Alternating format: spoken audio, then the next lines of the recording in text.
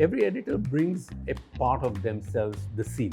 Yes. You were the first fashion editor in India. Amongst the very first, the first batch. No, the first fashion editor. Idea of beauty then was how good your face looked. Yeah. It was never about the clothes. The idea that fashion is democratized today, you could be anyone from anywhere and make it to the mainstream. That is, to me, really, how do we tell that story? And the struggles of young people today to achieve what they want to achieve.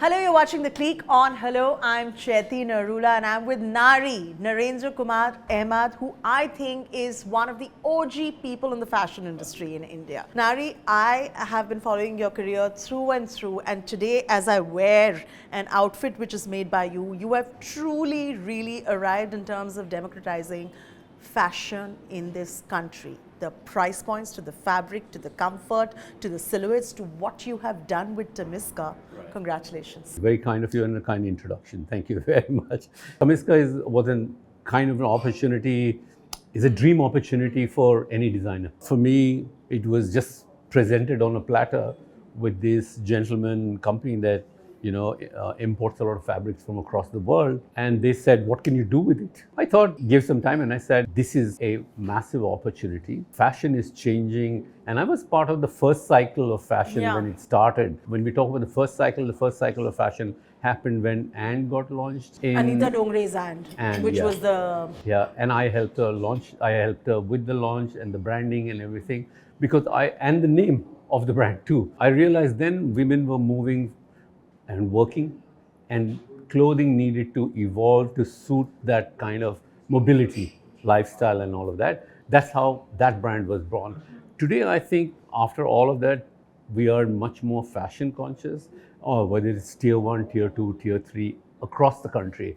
And what happens is, if you look at it, masstige fashion, most people think of masstige fashion and brands like Zara, Mango, Vera Moda, all of these are seen as fashion brands, right? But when you look at the ethnic market, there are ethnic brands which are good and big, but they're not considered fashion. The other thing is also that, 65% of our country wears ethnic clothing. Yeah. My 11 years of Amazon has taught me that, that this is a big market out there, and this is really where the Indian consumer is. But even that consumer is evolving, and there was a space today to capture the essence of what Zara Mango does, but bring it to a market consumer that has not been used to this kind of clothing. It means keeping the fits easy, it means keeping the styling a little more, upping the game on styling, fit, fabric, like you mentioned. And comfort. I feel like I could sleep in this. Really. I feel like I could go put a nice accessory on and go for a party or a dinner.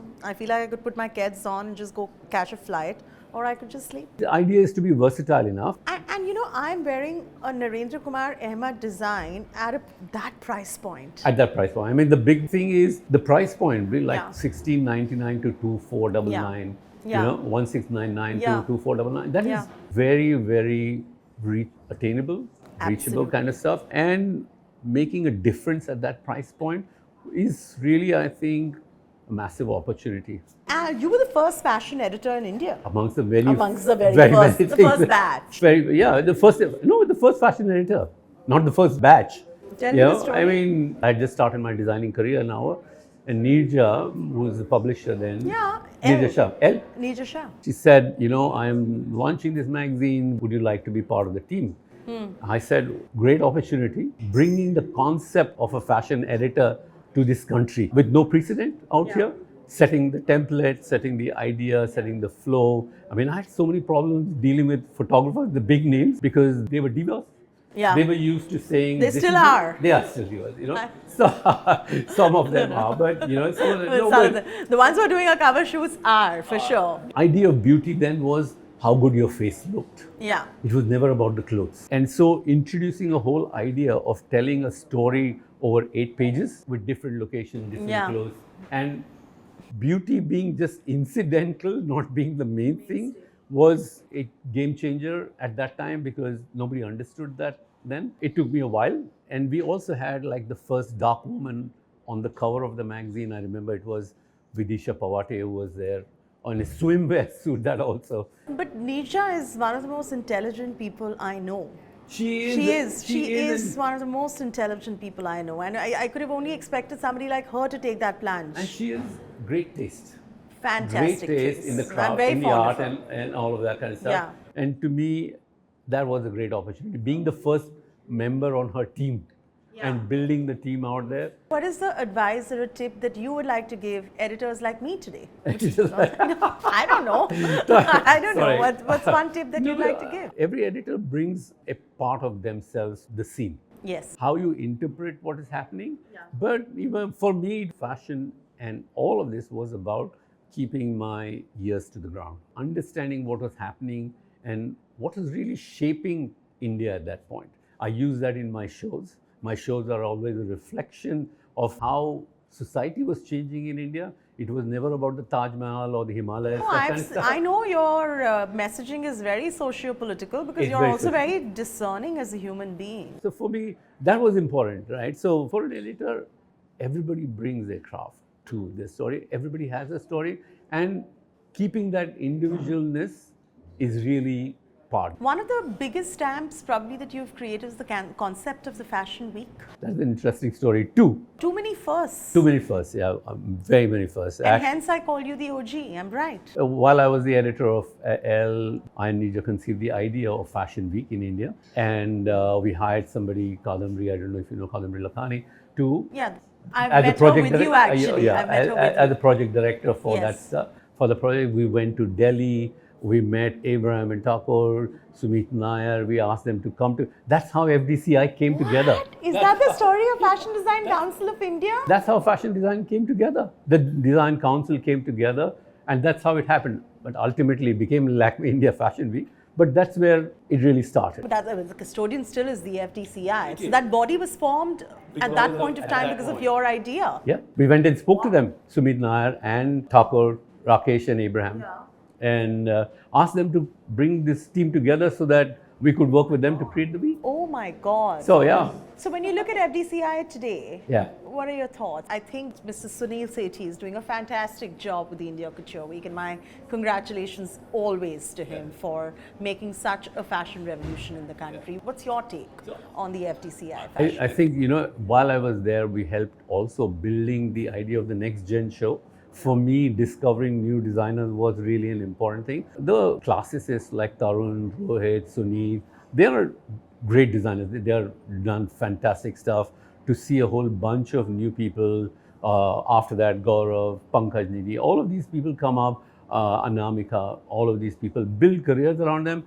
It's fantastic. I mean, it really brought focus to design in India. Yes, and we saw the birth of so many interesting brands and designers because of the platform that FDCI Absolutely. provided them. Bollywood.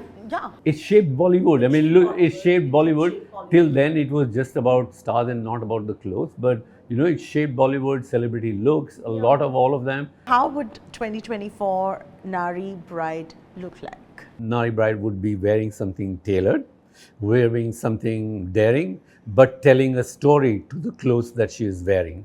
It could be story that is embroidered, her life story from the day she was born till the wedding day, told on the garment, without anybody really being able to tell it, but embroidered, built into the garment in a way that spoke, because getting married is a life-changing proposition for a lot of women.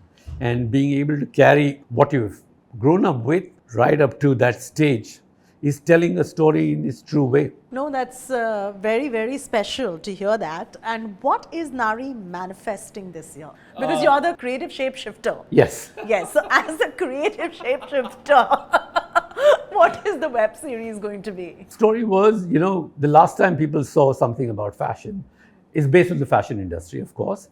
But the last time people saw something about fashion was Madhur's film, Fashion, Priyanka, Kangana, and Mugdha kind of stuff. But fashion has evolved. There's a younger generation out there. Absolutely. The younger generation that lives, that is digitally native. And what is the effect of that? And also the fact that it is no longer that heavily nepotistic. I'm glad you mentioned. The idea that fashion is democratized today, you could be anyone from anywhere and make it to the mainstream. That is really wonderful. That is, to me, really, how do we tell that story? And the struggles of young people today to achieve what they want to achieve. Everybody has a goal. How do you go through it in a world of fashion? This is going to be such an interesting watch because there's so much changed in the world of fashion thanks to social media also. Absolutely. Thanks to the youth of today being far more well-traveled than when fashion as a film was made. Thanks to the education that they've received overseas and how together we feel now. And the cross-pollination of thoughts and ideas and its impact on what we wear today. Like you said, education becoming much better, being connected to the world 24/7, being flooded with so much information, and also thinking about things like sustainability and environment and climate, So and all of interesting. that is a great new world. But the struggles still remain real in that world too, because in But the that's end you're any human. world, right? Yeah, exactly. You're That's still any human. other world. So how is this framed in this new world is the story. I mean, basically that's what you're looking at. The story of a girl from outside rediscovering herself, basically. So interesting. I wish you all the very best for this. Thank you. And I hope that it comes to fruition ASAP. We're waiting to watch Manifesting that for this year. this. Oh, yay! Thank you. Thank you, Nari.